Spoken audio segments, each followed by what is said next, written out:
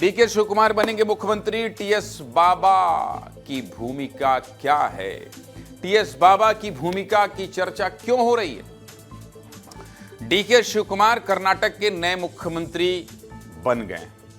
DK Shiv Kumar आज खुश तो बहुत होंगे, लेकिन कांग्रेस के ही दो बड़े नेता आज दुखी भी होंगे, और वो दो नेता हैं टीएस सिंहदेव और सचिन पायलट। क्योंकि छत्तीसगढ़ में टीएस सिंहदेव और राजस्थान में सचिन पायलट से भी तो यही वादा किया गया था, 2.5 साल बाद उन्हें मुख्यमंत्री बनाया जाएगा। यही वादा किया गया था, जो चर्चा होती रही है छत्तीसगढ़ और राजस्थान में। उस चर्चा के आधार पर मैं ये कह रहा हूं, क्योंकि किसी ने इंकार नहीं किया, लेकिन नहीं बनाया गया, जिसकी वजह से छत्तीसगढ़ के सरगुजा संभाग की सभी 14 विधानसभा सीटें कांग्रेस हार गई और 2023 में उनकी सत्ता भी चली गई। केंद्रीय नेतृत्व से भी कार्यकर्ताओं का भरोसा कमजोर हुआ, क्योंकि जो वादा हाईकमान की तरफ से किया गया था वो वादा पूरा नहीं हुआ। लेकिन जो छत्तीसगढ़ और राजस्थान में नहीं हो पाया, वो कर्नाटक में डीके शिव कुमार ने कर दिखाया। डीके शिव कुमार ने हाईकमान को कैसे मनाया, सिद्धारमैया ने अपनी कुर्सी क्यों छोड़ी, चलिए सब कुछ आपको बता देता हूं आसान शब्दों में। कर्नाटक की राजनीति। गुरुवार शाम लगभग 3 बजे सिद्धारमैया लोक भवन गए और कर्नाटक के राज्यपाल सचिव प्रभु शंकर को अपना इस्तीफा सौंप दिया, जिसके बाद डीके शिव कुमार के मुख्यमंत्री बनने पर मुहर लग गई। इसके बाद शाम लगभग 4 बजे सिद्धारमैया ने प्रेस कॉन्फ्रेंस की और अपने इस्तीफे का ऐलान कर दिया। इस प्रेस कॉन्फ्रेंस में सिद्धारमैया बीच में बैठे थे और डीके शिव कुमार उनके बगल में बैठे थे। दोनों के चेहरे पर मुस्कुराहट थी। सिद्धारमैया मुस्कुरा जरूर रहे थे, लेकिन उनके दिल में कुर्सी जाने की कसक तो होगी, और ये कसक प्रेस कॉन्फ्रेंस में भी दिखाई दी। सुनिए सिद्धारमैया ने क्या कहा। Party takes a decision, Congress leader party takes a decision, and High Command takes a decision.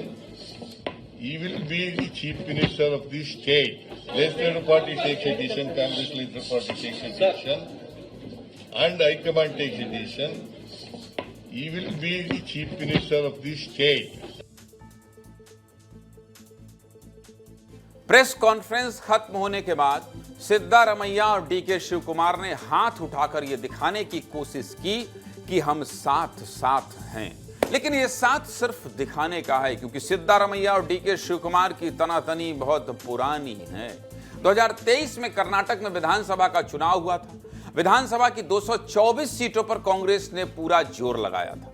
एक तरफ सीनियर नेता सिद्धारमैया थे, तो दूसरी तरफ कांग्रेस के सबसे अमीर नेताओं में से एक डीके शिव कुमार थे। कर्नाटक में इन दोनों की जोड़ी ने कमाल किया और सत्ता कांग्रेस को मिल गई।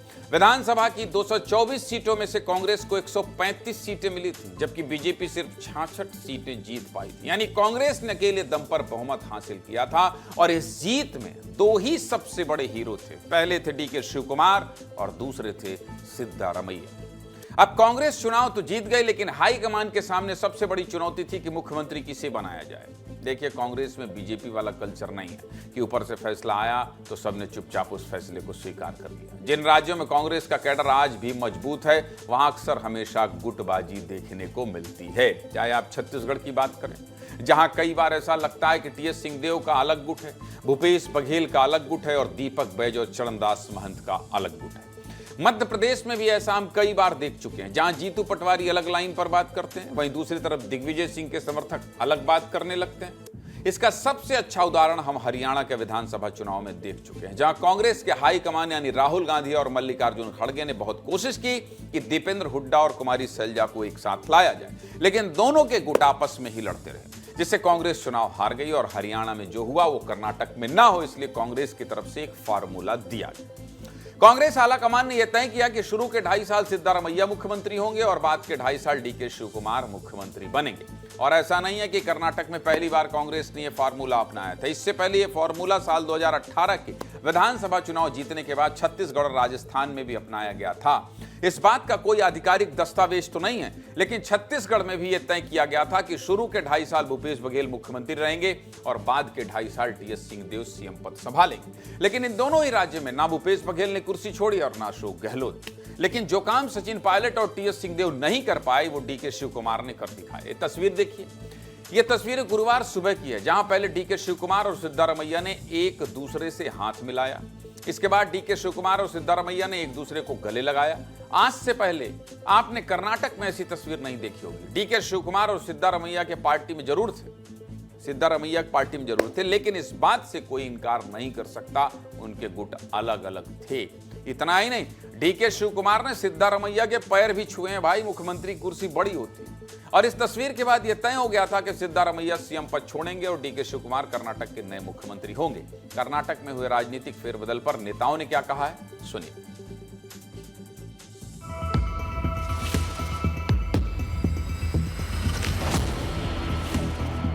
वहां सत्ता के लिए ही सब कुछ होता है।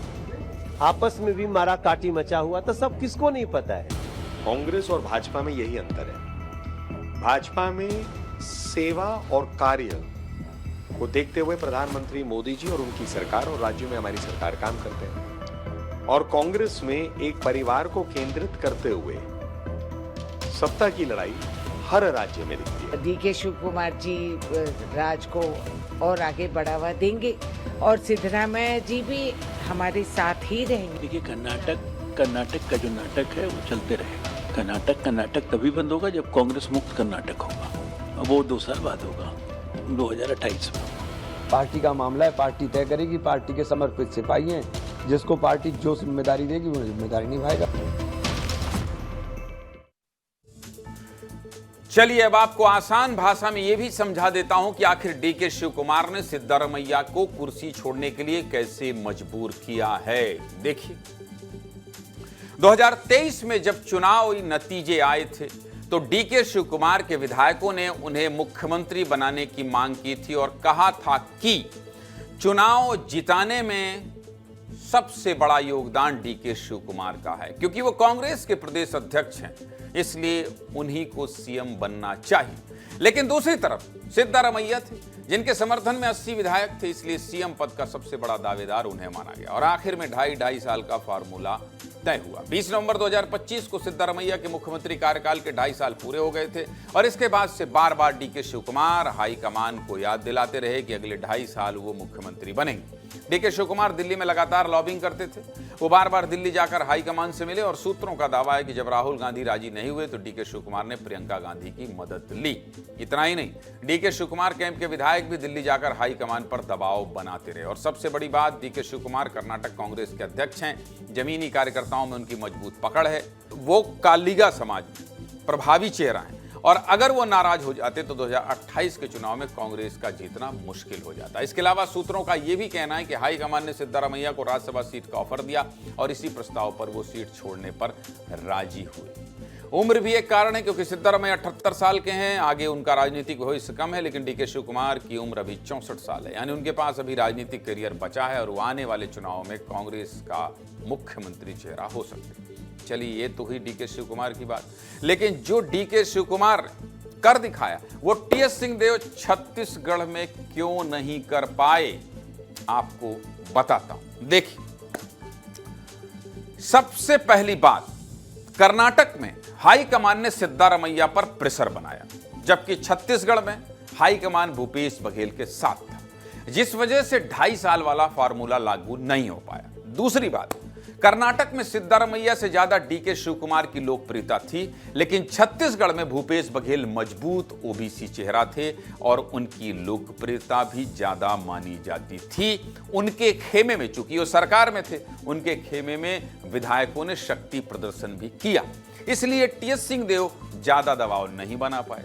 तीसरा पॉइंट, डीके शिवकुमार के पास 40 से ज्यादा विधायकों का समर्थन था। छत्तीसगढ़ में टीएस सिंहदेव के बजाय भूपेश बघेल का गुट ज्यादा मजबूत था। चौथा पॉइंट, कर्नाटक में अब सिद्धारमैया अगले चुनाव में कांग्रेस का चेहरा नहीं होंगे, ये बात तो साफ हो गई है, यानी डीके शिवकुमार में कांग्रेस को भविष्य नजर आ रहा है। लेकिन छत्तीसगढ़ में 2023 का चुनाव भी कांग्रेस ने भूपेश बघेल के चेहरे पर ही लड़ा था। और पांचवा और आखिरी पॉइंट, डीके शिवकुमार लगातार दिल्ली में जाकर दबाव बनाते रहे।